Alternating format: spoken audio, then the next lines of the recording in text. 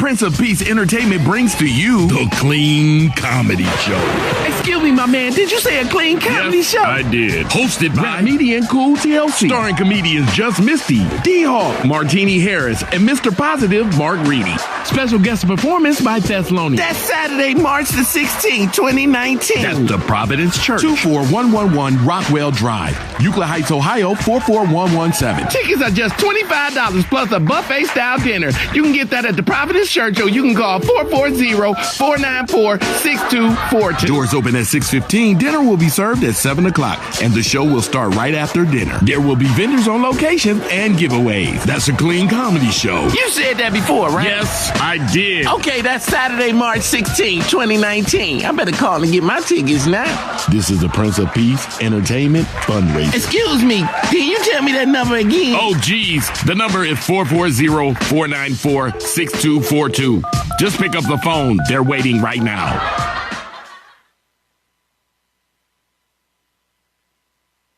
Are we on the air? You are now tuned into Elevations Radio, your station for uplifting lifestyle, wellness talk, and indie music radio. Views expressed on shows are those of the host, guests, and callers, and not necessarily those of the station, its management, or other advertisers. Use of these shows and all services provided therein are for personal use only. The Elevations Radio Network holds no responsibility for the validity or accuracy of information on these shows.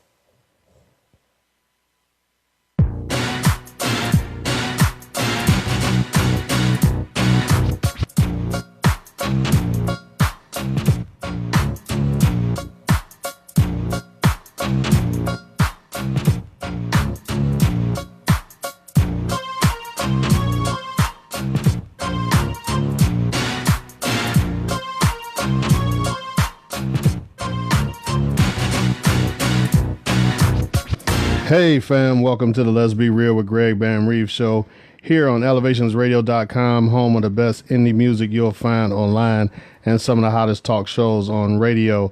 I am your host, Greg Bam Reeves, and it is Thursday. That's right, it's Friday Eve. I'm excited for my guest I had today, but before we get to that, this show is brought to you by Cat's Law, LLC, located at 675 Northfield Road, Bedford, Ohio, 44146. That phone number is 216-313-0501. As I always tell you, they specialize in personal injury, employment, and corporate law. Their services include free consultation, continued correspondence to keep you informed of the status of your case. Now, a lot of times I'll mention when I talk about Cat's Law, a lot of times I'll talk about suing people. Like when I ask Sergi law questions all about suing people, well, they do way more than just sue people. And you need to check out the website, www.catslaw.com, and check out some of the stories of other things that Cat's Law accomplished. Check out my boy Sergi Katz Esquire, and maybe I can get him to call in this week. I got a question for him. I see he's on the watch party.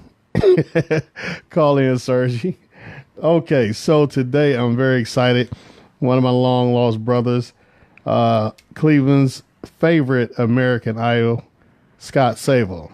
What's going on? What's happening, my brother? How you been? Good, man. It's been a long time, man. It's good to see you, brother. Yeah, it's been a while. Been a minute.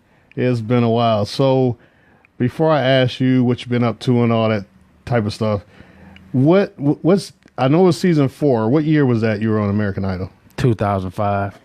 Golly. You know, it's funny because when I was researching for this show and I posted some of your videos for American, I'm like, man, he looked like he 12. Right.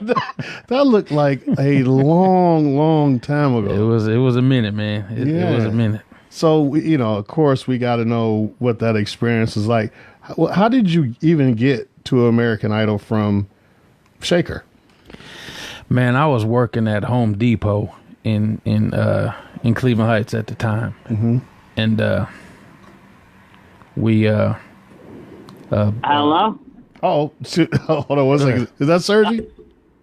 That is. Hey. Hey, sorry. That watch party was a great move because literally I just left the office.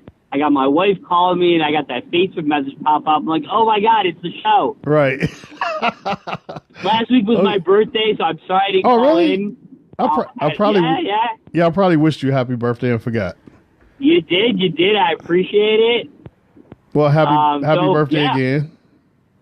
Thank you. So what's the question of the day? This was actually for last week because I had the owner of Edwin's on. Edwin's on Shaker Square. Okay. You know they hire all felons in the restaurant. Yeah. And I wanted to know, because his story is similar to yours. He got in trouble as a young man, but got turned around and decided to be a chef. Like you became a lawyer. Can you become an attorney with a felony?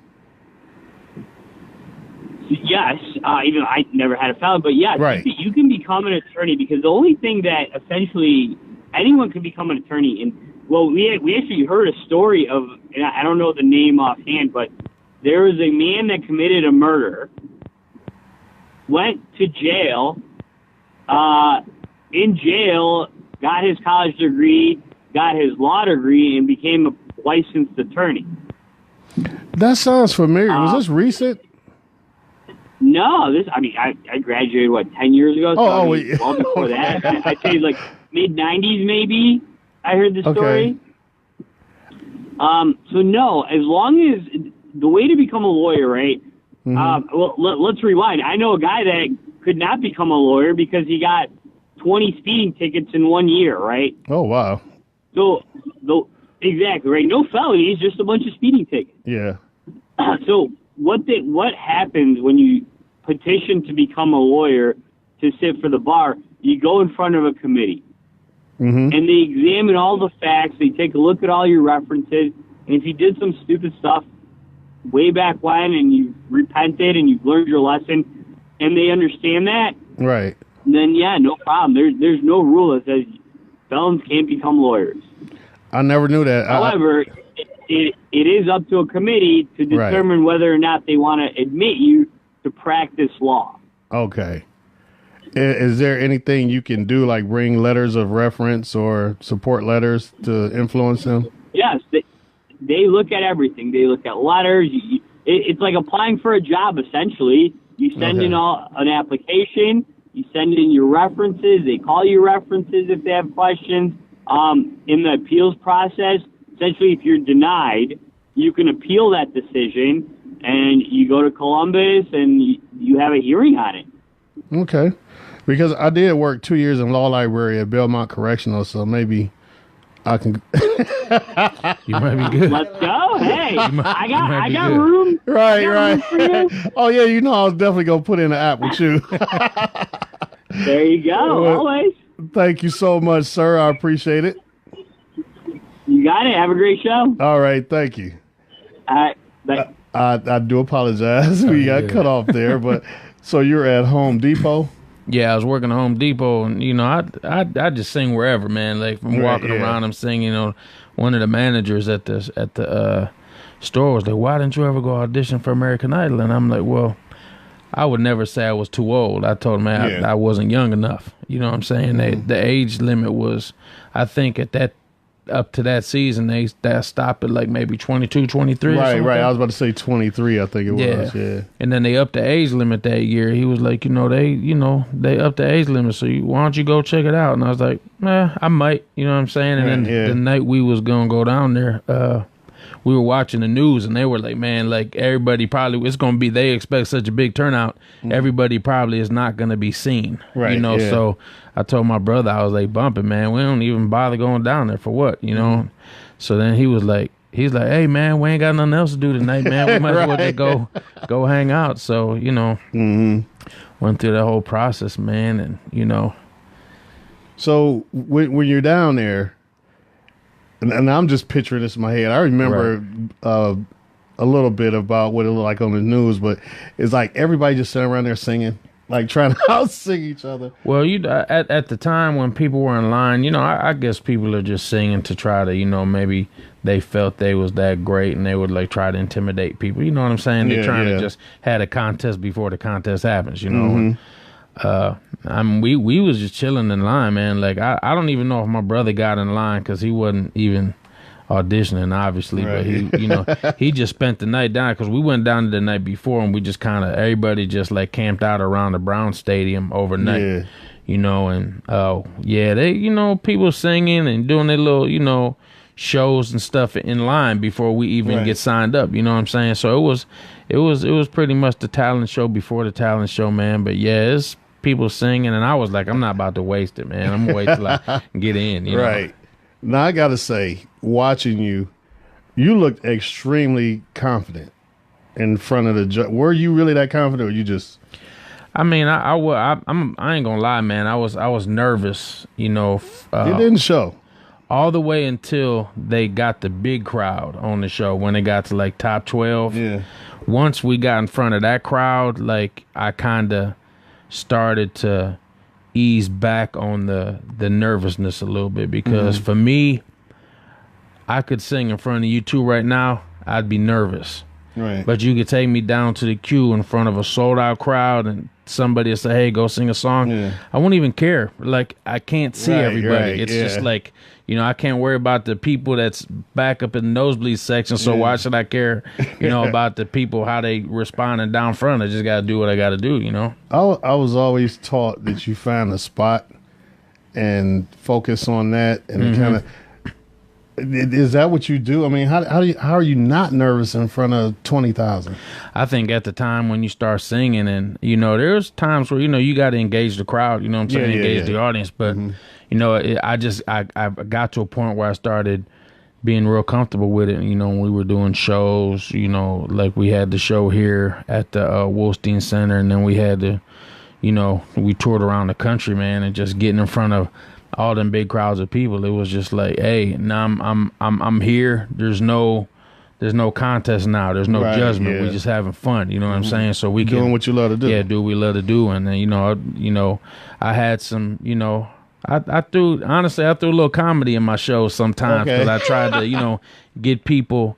Because even being a member of the crowd, or the audience, you kind of can be on edge because you're like, what are they going to sing? What are they going to do? So kind of like to give people something to kind of break the ice, you know what I'm saying? Stuff like that. So, I mean, I try to I try to make people comfortable while I'm doing what I'm doing too, because like I always say to people, I'm not doing this for you. I'm doing this with you. You know, this is a collective effort, man, Now, who is this? Who's the Dog Pound? Oh, that's a group of people who came to become my fans on the show, and they actually started a Dog Pound group, and the guy who started it, his name is Joe. I can't think of his last name, and that's so bad, but he just passed away like within the last month, so rest in peace, Joe, if anybody's listening. And but they started it, man, and when we had the show in Cleveland, these people came to Cleveland for the show. I mean, we're talking about people from as short as a distance as Pittsburgh to there was a couple people who flew in from Hawaii. Oh, this wasn't just no hometown Cleveland group. This was worldwide people. I mean, people flew in from Hawaii to Cleveland for that show. They had a cookout. We had 2 tour buses parked in front of my mom and dad's house. Wow, everybody from the show came. Yeah, it was cool, man. And they still got the Facebook group, man. And I still have some diehards, man. I got some work to do to get some noise made again. But I think what we're working on right now musically is gonna catch people's attention again, man. So this is a hard question for me to ask. I'm a huge fan and friend. Okay. The year you were on there, Carrie Underwood won. Right. Am I right? Yep. How did you lose to Carrie Underwood? No, I'm being biased. Did I lose? I'm being biased. But, I mean, I'll be honest, and I tell people. I mean, if you look at the 3 seasons prior to, you had a pop rock, Kelly Clarkson. I don't know if so much rock, but pop. Yeah. Then you had Ruben, who was a soul singer. Then you had Fantasia, who was a soul R&B soul singer. So with that kind of being what my angle was, it wasn't going to happen 3 years in a row. Yeah. And I wrote down the names of the songs you sang, and I was going to ask you this too. Freddie Jackson's You Are My Lady.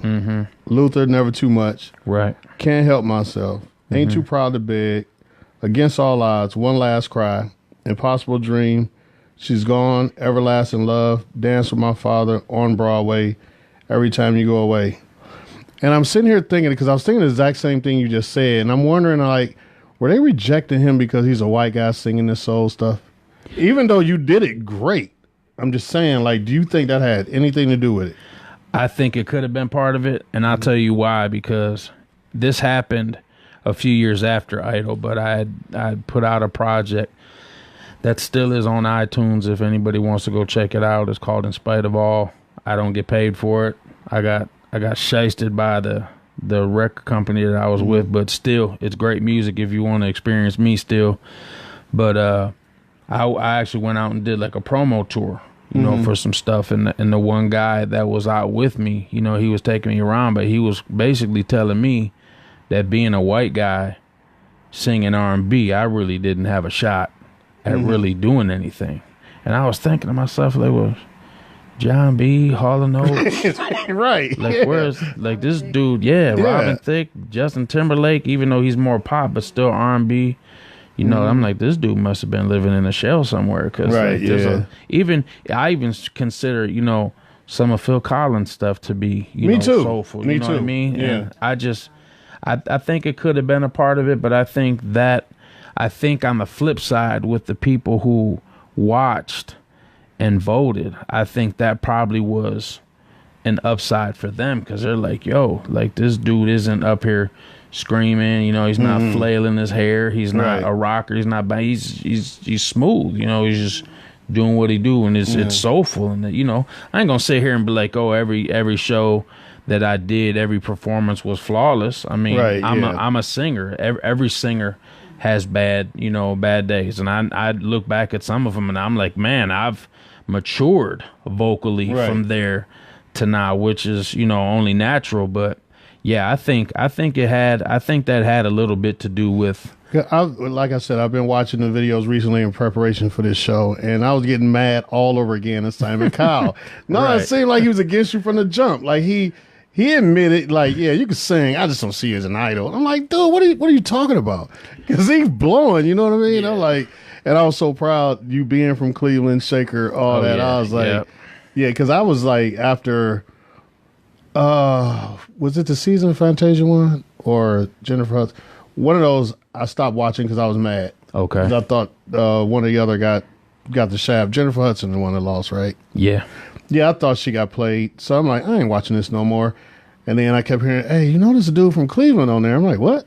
Right. It brought me back in. Then I got mad when you made it to round 4. Top 5, man. Yeah. Top 5, see, that's Carrie Underwood. But you know what, though? I mean, it kind of, if you think about it, and if you kind of look at the record industry and, you know, the music industry, period, you know, picking a country artist was the smartest. Oh, yeah, most definitely. Because we're not going to sit here and act like, okay, votes really made it happen. They chose who they thought was going to be the best, you know, that they could market, you know, and make money off of. And she is, to date, the highest selling winner from that show. I mean, you don't have to. Yeah. Oh, she's country music. Well, I know country music is big. I just haven't heard her name in a while. Well, I mean, even though she's, you know, may not be as busy now as she was then, but I would almost guarantee that she outsold Kelly. I guarantee she outsold Ruben and Fantasia, and a lot of the, you know, not saying that they didn't sell, right, but yeah. like she said, country fans are the most loyal fans, bro. They're not streaming, they're not bootlegging.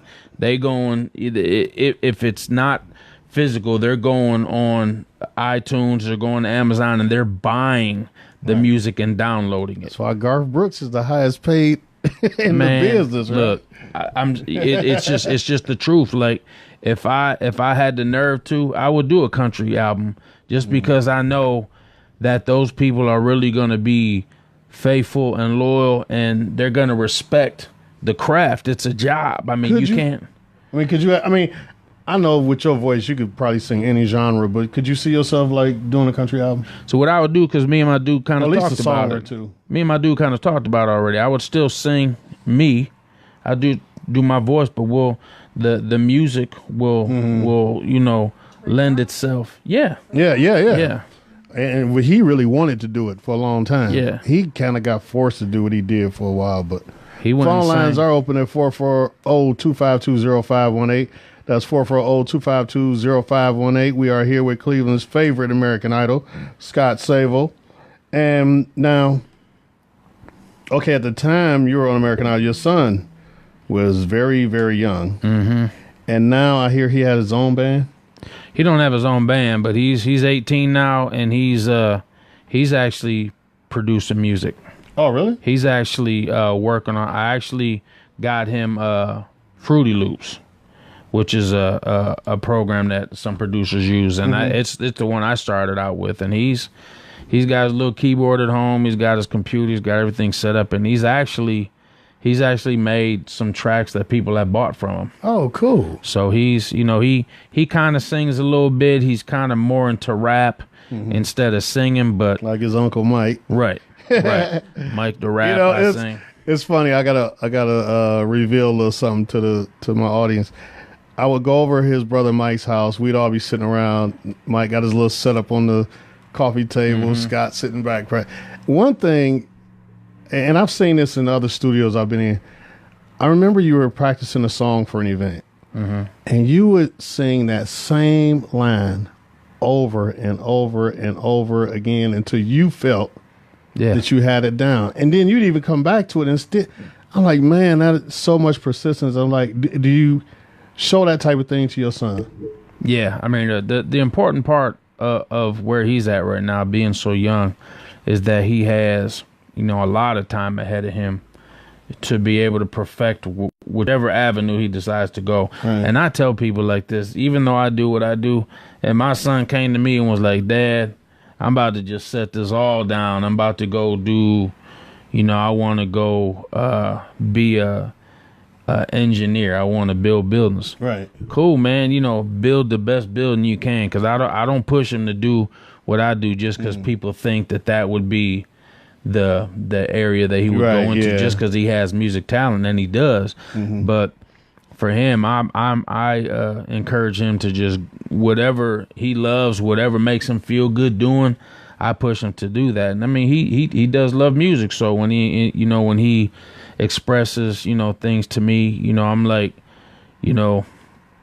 just keep pushing at it, man. I mean, I just bought him a new pair of headphones, so he could have a little bit better ability to mix stuff and kind of do stuff like that. So does he have anything like out on SoundCloud or anything like that right now? He does, but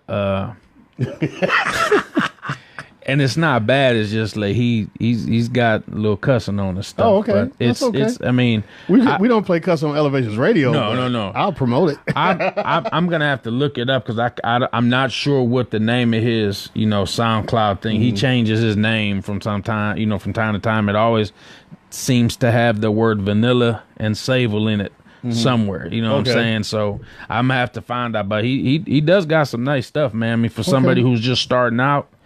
I mean, I listen to it. I try to tell him, hey, man, you can say that without saying that. Try to steer him away from the cussing. I'm like, there's other ways, You got to balance between father and promoter, producer. Right. Type exactly. thing. Yep. So and I mention your brother Mike all the time. By the way, congratulations, Mike, on the wedding. Yeah, man. Hate I missed it. Whatever, and y'all starting to look like twins too. But you and Mike both are very, very talented musically. He rapping and making beats and all that. Is it? Is that a family thing? Like, is it running your blood? Or are you two the pioneers of music in the Savol family? Well, I could tell you, I know my dad when he was younger, and they never recorded anything, but they used to have a doo-wop group, back in the '60s, and probably '70s, and they used to sing together, all the way through. I don't think they've done anything or even got together in the last 10, 15 years, but I remember one one time we had a family thing, and they invited friends over, and they were there. They actually might have been at the barbecue when we had it in Cleveland, went to Idol tour. Okay. But they got together and was singing. I think my dad now is like, he'll be 69 this year. So this was when he was in his 50s, when they did this, and they started singing and harmonizing, and this, I was like, that's crazy, man, because it was like, it was real. I mean, this we talking about cats who did this in a time when auto-tune was unheard of. They had to sing. Right, yeah. You had to sing or you just didn't do it. You know what I'm saying? And so my dad, he can sing for real. My mom, she can sing. She can hold a note. She's probably not as versed at it as my dad would be or as I am. Right. My youngest sister, she could sing a little bit. My oldest sister, she couldn't hold a note in the bucket with 4 handles, but she loves to listen to music, you know what I'm saying? Okay. But, and of course, my brother with the rapping and the, poetry and stuff like that. And even my niece, my youngest sister, her daughter, she sings, you know what I'm saying? Okay. So it's still, it's so it is in the genes. Yeah, it's a lot of music talent, minus one. So who is it? Okay, do I got this right? Who's the Avenue Band? The Avenue Band is a band that I used to sing with up until I moved to Tennessee briefly in 2017. We did like weddings, we did corporate events, stuff like that, man. It was like a 10-piece band with it was like 4 rhythm section players, 3 horn players, and then it was me and 2 young ladies that were singing, man. It was dope, man. I mean, it's nothing like live music, man. I like producing, I like singing over the stuff that I make, man. But when it comes to, actually getting out there and singing for people, even as much stuff that I have that's programmed, I still would want that to be interpreted through live musicians on stage, regardless. That's one of the things I really like about Tyler Perry movies, because there's always a scene in some club, bar, whatever, with a live band. It's nothing. I wish we had more of them here in Cleveland. Right. And the thing he does is he showcases the person that's singing. He actually makes that part of the scene. Right. And then he'll go to whatever's happening around it. But yeah, man, Yeah, so we got Mike Berry. If you're listening, we got to get Scott here in your next movie with a live band. Right. Let's do it. Let's do that. Phone lines open at 440-252-0518. That's 440-252-0518. Real quick before we have to go to break. Okay, so right after Idol, you all like go on tour together, right? Like we did like a 42 city tour in like 2 months. What is that like? Oh, bro, that was the bomb, man. Like I can't wait to do that again. We did everything was arenas. You know what I'm saying? We did a lot of we had like some after party type stuff. We had a little after party in Vegas, which was weird, man, because me and my dude was at the House of Blues, and it was some crazies there, man. Right, we had to kind of keep our backs to the walls, man. It was weird, man. But it was, even though that kind of stuff to the average person would be a little scary, because you're like, man, am I gonna make it out of here? It was kind of a rush for us, because we knew that ultimately at the end of the day, man, people were just drawn to us because of the gift we had, man. And that's the biggest thing, man, for me with my music, whether we were singing on tour or whether I sang at church or I just sang at a memorial service about 2 weeks ago, man. It's just the move that people feel from my voice, that it's not me, man. It's just the gift God gave me, and it's just how He uses it, man. It's just a wonderful feeling to see people react that way, and to see that they really feel it, man, because you really giving out what you got, man, and people can feel it, man. Now, do you all have like reunions of different seasons that go on tour together, like people from season 3, 4, and 5? I mean, how does that work? Just your season? That's only. Well, I didn't. The last thing I did, which was a reunion type thing, was probably about maybe like 2012 when I was out in Missouri, and we did like a 6-week stint at the Andy Williams Moon River Theater, where this gentleman that brought us out there, he had like maybe like 5 or 6, you know, Idol contestants at a time, or different seasons. You know what I'm saying? But it was kind of like the same thing. It was like an American Idol tour. It was just at that venue though. You know, for 6 weeks, man. And it was just like doing the show all over again, man. Do you still watch Idol? I don't, man. I don't even know. I ain't gonna lie. I've seen some clips on Facebook that I've watched, and I'm just like, people are good. I mean, there was a few that I saw. I was like, wow, you know. Mm-hmm. And I think being a singer, I'm probably a little more over critical. Yeah. You know, with singers, because I'm like, okay, I know what it takes to at least be on that show. Mm-hmm. And of course there's some things where they kind of, you know, I don't know if they do it like they used to before, where the bad people were just as much up front entertainment wise as the people who could really sing. But I've seen some videos of some people recently, and I was just like, wow. Are you allowed to go on like The Voice or America's Got Talent? I mean, is there like a clause in your American Idol contract? Oh no, you could do that. I actually auditioned for The Voice once, and I got cut. I made it through the first round, and I think the second round, I think the guy just wasn't wanting to. I almost want to say it was kind of like some hater type stuff. I'm about to say, I hate to say that, but no, I sang. This is a Let's Be Real show. I sang "Stay" by Tyrese, and I even had my dude play acoustic guitar. Yeah. And it was I blew it away, man. But he was like, that's just really not what we're looking for, you know, this season. I'm like, what are you looking for? Like sign language? I mean, I gave you. I gave you what I thought they was looking for, you know. But I mean, I'm not mad, because I feel like, you know, people didn't know that because I didn't make it far enough for people to even know. But you know, American Idol, I got to a good place on that show, and people asked me, would you do it again? I'm like, well, it might not turn out as well. I may win, you know, who knows? But I'm happy with how it turned out the first time, and I'm still gonna do something with it, man. You know, I know people are like, definitely. Man, it's been a while, but it's stuff coming, man. People got just be patient. I've been patient for so long, man, and I just know that, you know, when this music does come out, that, you know, people, it's gonna be worth it to everybody who hears it. I believe. There you go. So, are you ready? Oh yeah. I was just gonna make sure. We're about to go to break real quick. Do you want to introduce the song we're about to play real quick? Exclusive here on Let's Be Real with Greg Van Reef. These songs haven't even been released yet. The first one will be out in April. We just don't know which one it's gonna be. But the first one we're about to play is a Buddy Banks and Scott Savol creation called Round Midnight. We'll be right back. Hope y'all enjoy.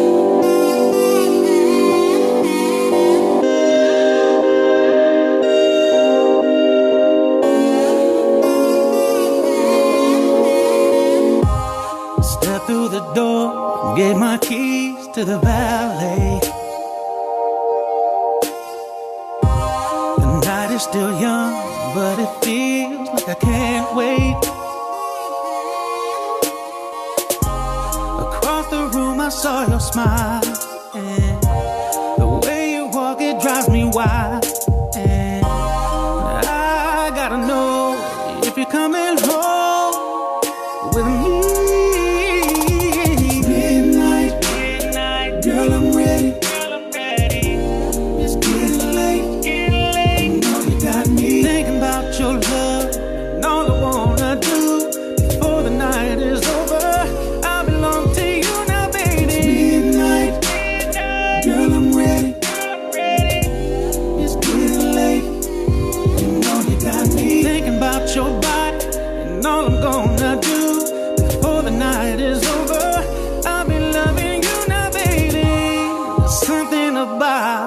Your touch that weakens me,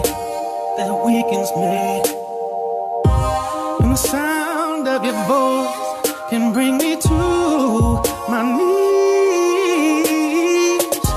When you kiss me, feel my nature rise, anticipation all in your eyes, and I gotta know if you're coming home with me.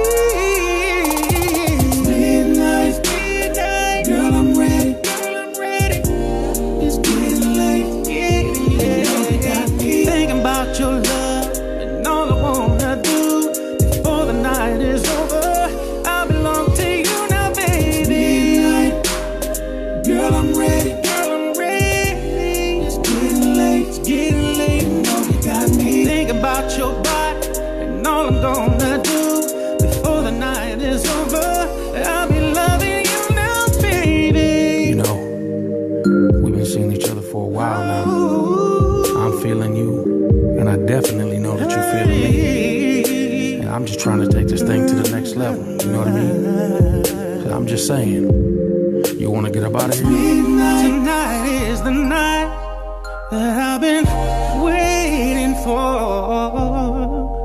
Girl, I'm ready. And I gotta know if you're coming home with me. Midnight, girl, I'm ready. It's getting late. You know you got me thinking about your love, and all I wanna do before the night is over, I belong to you now, baby. Girl, I'm ready. It's getting late. You know you got me thinking about your body. Thinking about your body. Oh, my. Girl, I'm ready. It's getting late. You know you got me. Said you're always on my mind. It's midnight. Girl, I'm ready. It's getting late. You know you got me.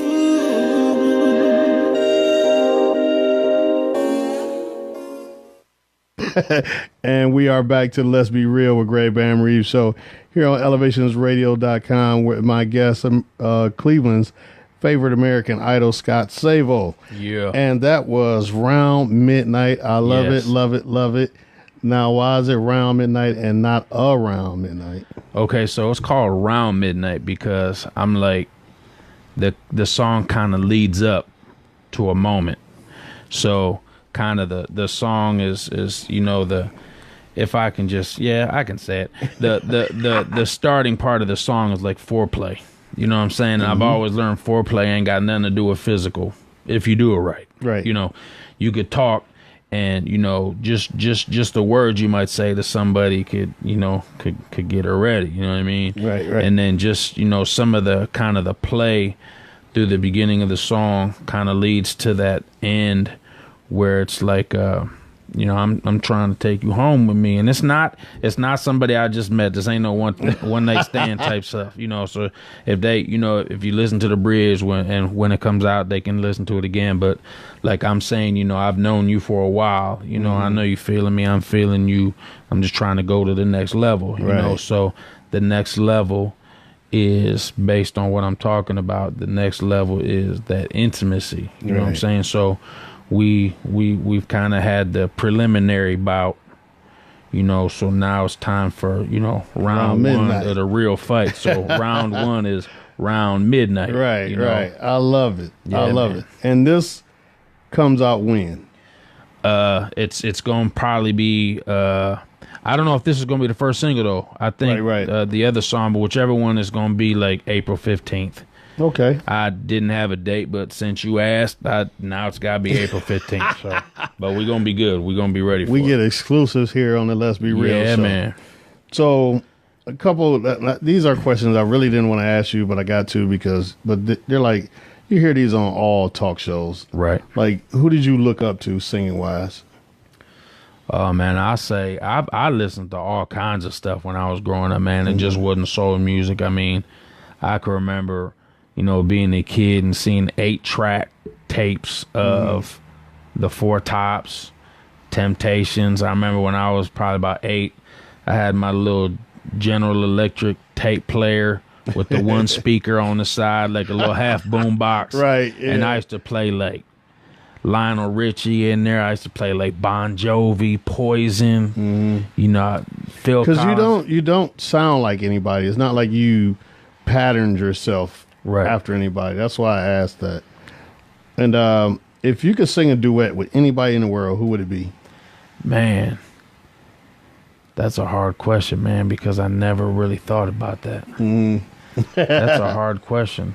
I mean, I'm a lover of duets. I love duets. Oh, yeah, me too. When I was in junior high school, there was a lot of them coming out, and they kind of like died off. So Bruh, I don't know who it would be with, but the duet that I would want to remake would be Always on My Mind by SWV. Oh. If I could find somebody to lay that out with me, man, it would be done. So if I got any lady singers out there, bring it on. You heard it.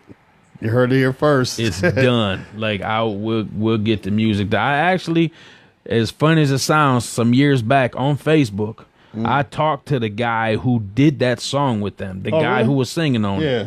And I said, bro, like, I want to, he was like, well, whenever you ready, man, whenever you got things, settled and locked, man, just let me know. And, bro, I almost said that'd be dope. And I don't use that word dope. I don't like that word, but that almost came out. Fire. Yeah, there you go. Fire. Man. I almost said that would be dope is my word, though. No, it's everybody's word but mine. I just can't get myself to use it. Phone lines over at 440-252-0518. Call in, y'all. That's 440-252-0518. Any ladies out there think they can sing, call in and do this duet real quick. And let's get it popping. For real. So it's no one person that you always just thought about, like, man, me and her could just kill such and such song. Even though I won't say I'm not intimidated. There's some singers that I've been intimidated by in my life. That if I was to be in the place to be able to sing with them, I never show people that I'm intimidated, because ultimately at the end of the day, I do me best.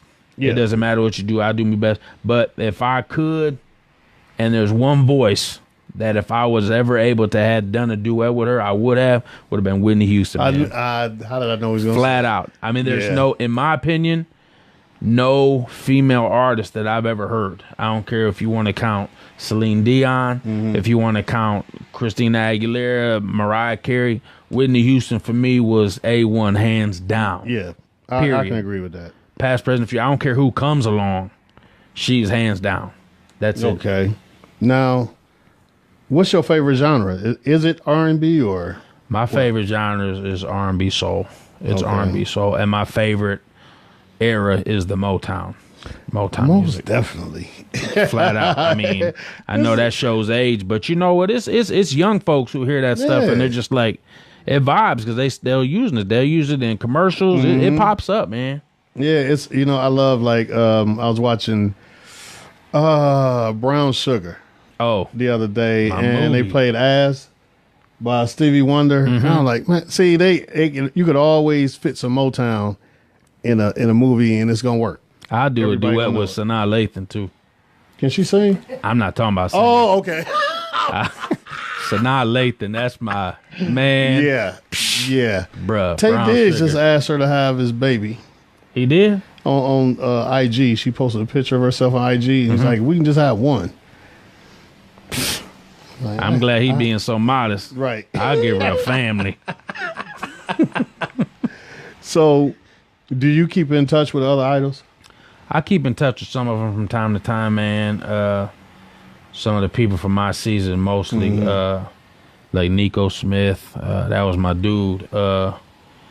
Nadia Turner, Vonzel Solomon. I hit them up on Facebook from time to time, man, And like I ain't got no shame, man. They all some kind of busy with music right now, man. And I'm just like, you know what? It's a time for everybody, man. Oh yeah, most definitely. So when mine happens, man, I tell people I'm not looking to be, selling out arenas and stuff like we did on the Idol thing, man. I'm looking forward to the day where I can do what I, love to do, and that's how I'll, support myself. I do know you have a spiritual background. Yes, sir. And I know. Yeah. A lot of what you've been through, and you just keep grinding though. You don't quit, and that's what's up. Yeah, man. Keep your faith. So yeah, you can't quit, man. I mean, and the worst thing to do is let other people, make you stop doing what you're doing. And I mean, some of my personal stuff that I've been through, man. And even with stuff like that, man, you haven't quit though. No. Matter of fact, I won't. You was down, but you came back up when you went to Nashville. Oh yeah. And you've been steady, making moves ever since. So that's what's happening. Yeah, man. Now, you were the Cowardly Lion for a while? I did a play in Texas called Oz. I think it was with a Todrick Hall, and the play was dope, man. It was fun. It was just like the Wiz on stage, man, and it was. You know, a lot of little kids as part of the production for the Munchkins. Right. You know, and Vonzell Solomon was in there with me too. Ricky Smith, I think he was from season 2. Maybe he was the Tin Man. It was fun, bro. I mean, I love doing stage plays as well. That was gonna be my next question. Yeah. Like, would you really be into doing that? Oh yeah, there's a guy in North Carolina by the name of Garrett Davis. I did some plays with him before, man, where I was the white guy in the play. Right. You know, nothing new. You were the token, huh? Yeah. And I was a barber, you know, in the play, and you know, I had some singing in there and stuff, and it was cool, man. The thing I liked about doing the stage play stuff, and he knew me and he knew, you know, how I operated, man, and out of the whole cast, I think there was like 2 or 3 people that he kind of gave creative leeway to do like some improv stuff, man. And when we did that, I think The Color Purple was out on the road.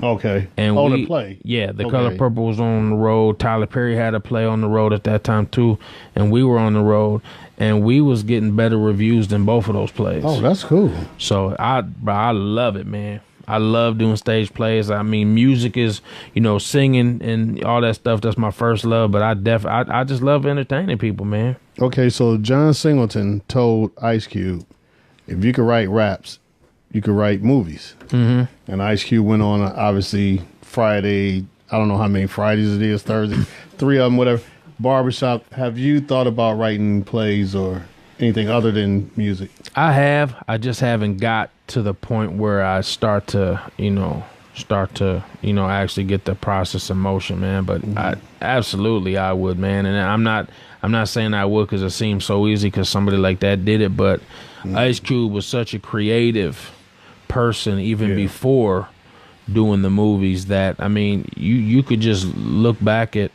you know, just like from watching Straight Outta Compton, you could see how, you know, he really was the wordsmith for the group, you know, as far as Eazy-E and himself, and, you know, Dr. Dre did what he did, and, you know, MC Ren, whatever, but yeah, Ice Cube was very creative. I mean, you know, very intelligent, man, and just, you know, the movies he came out with, you could see how they progressed as he really got into it and understood this, that, and the other. And yeah, I mean, I'm classic movies, even, you know, from Friday, Boys in the Hood, you know, all of that stuff, man. Yeah, because he, when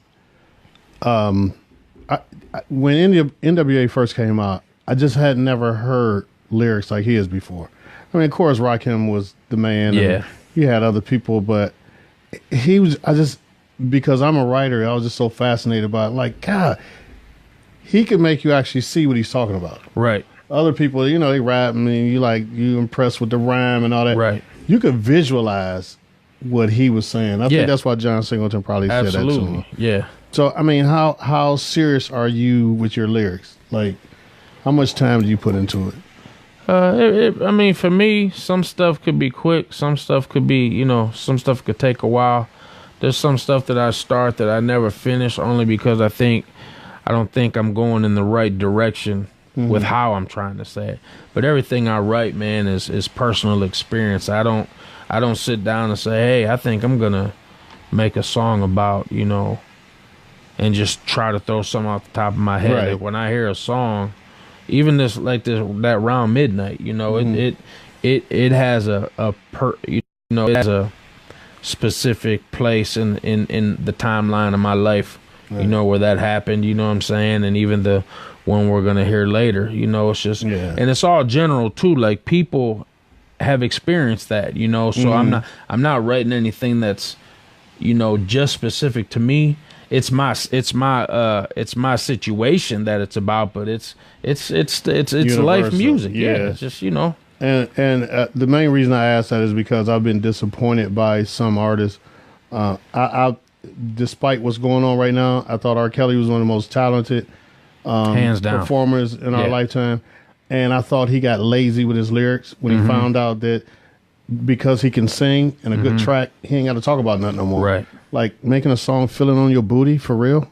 Well, that was actually a line in one of his songs, and he turned it into a whole song. Yeah. Well, this is the problem. The problem is that some of the music today has like empty, you know, it's empty substance. You know. Yeah. It's just really nothing to listen to. That's why I'll never.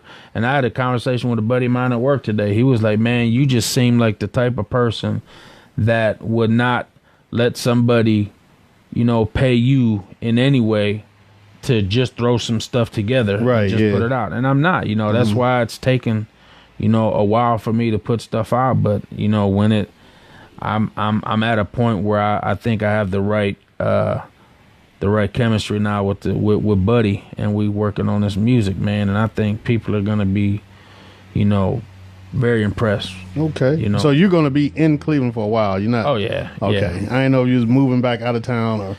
Well, I'll tell you what, I think I love the Nashville, you know what I'm saying? But I think for me, like Cleveland is my home. It's where I'm from, you know. It's to me, it's just like, it's Cleveland, you know, whatever.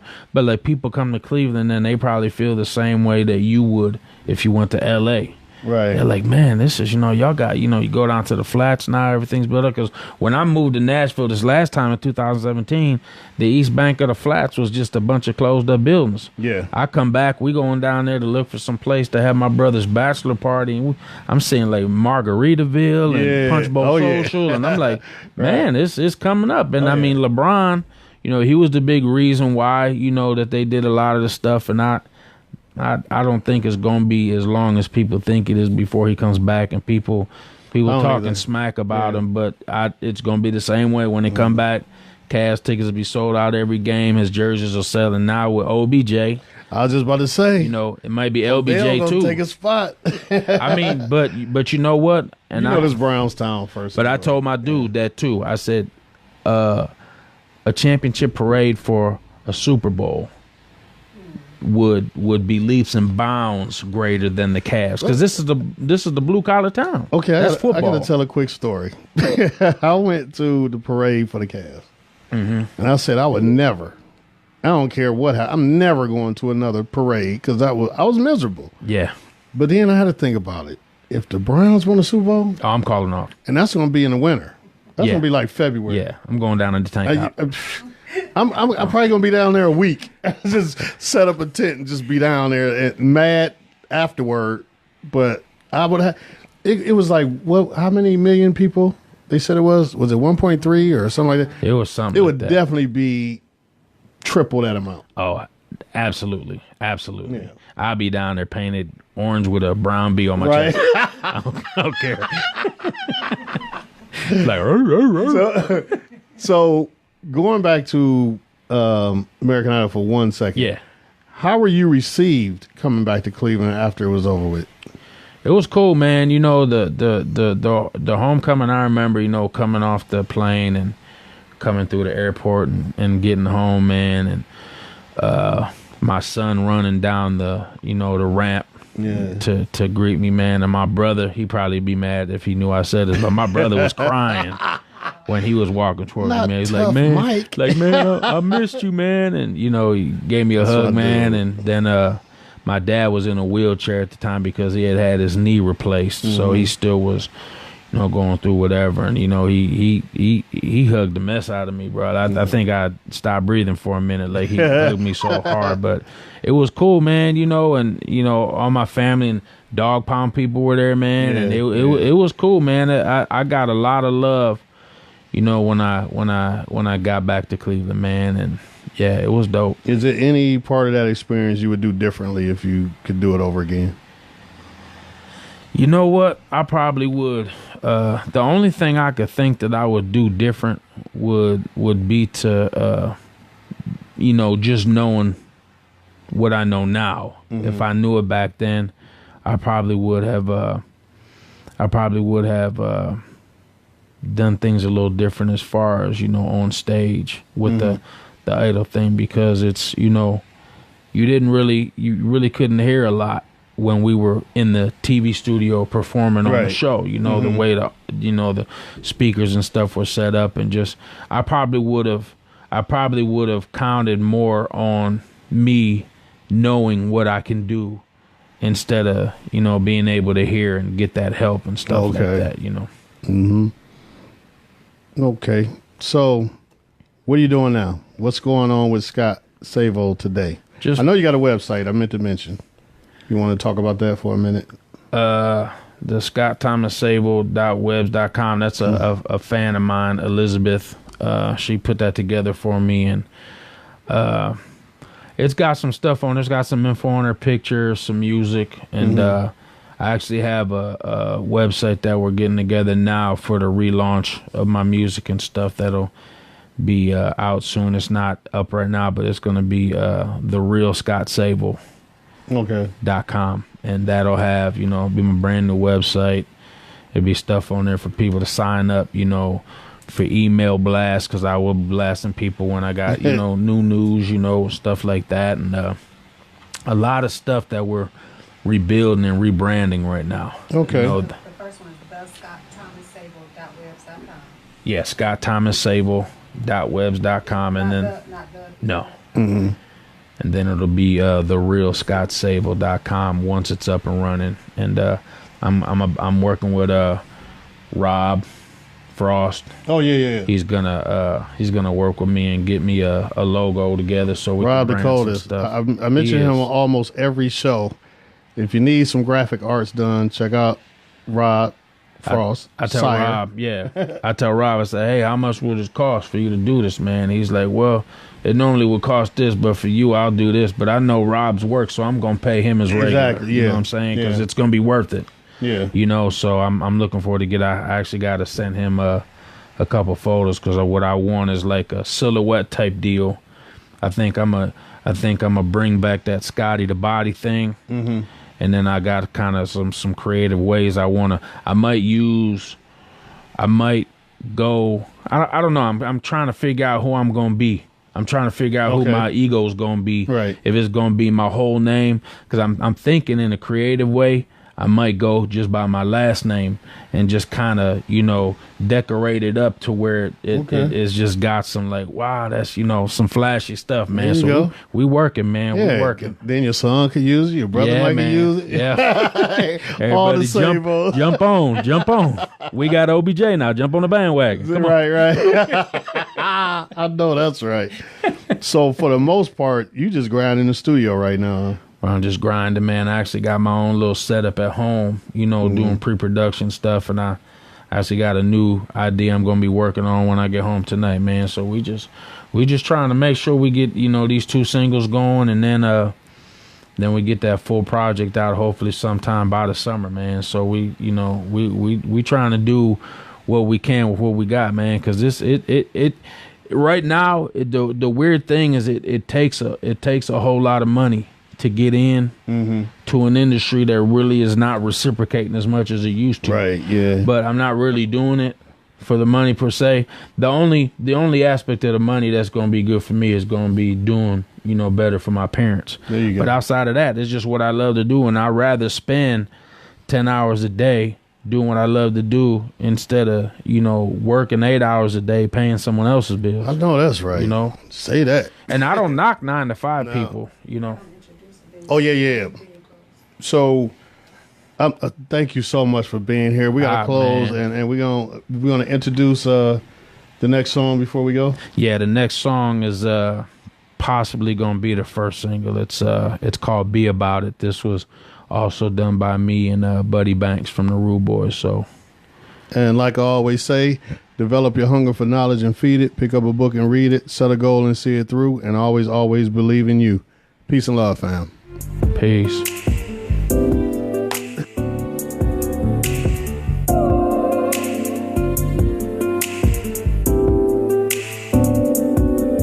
Don't talk about it. Just be about it.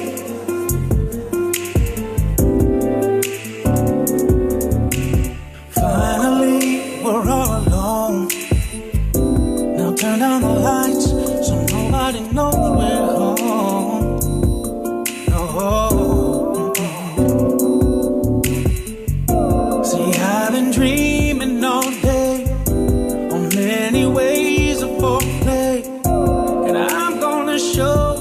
just how I feel. Don't talk about it.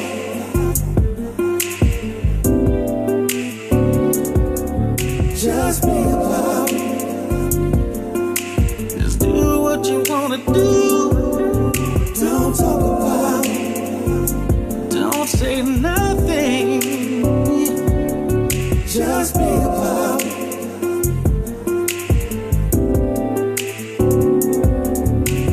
Now that I got you here with me, tonight's the night. Let's make it right. Let me fulfill your fantasy. Ooh-wee, baby. So come a little bit closer. And let me give you every part of me. Oh, don't talk about it. 'Cause I wanna see it, baby. Just be about it. Anything you want, anything you need. Oh, don't talk about it. You don't have to say nothing. Just be about it.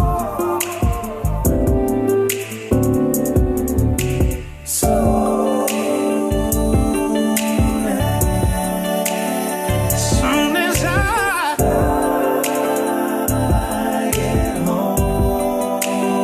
get home, baby.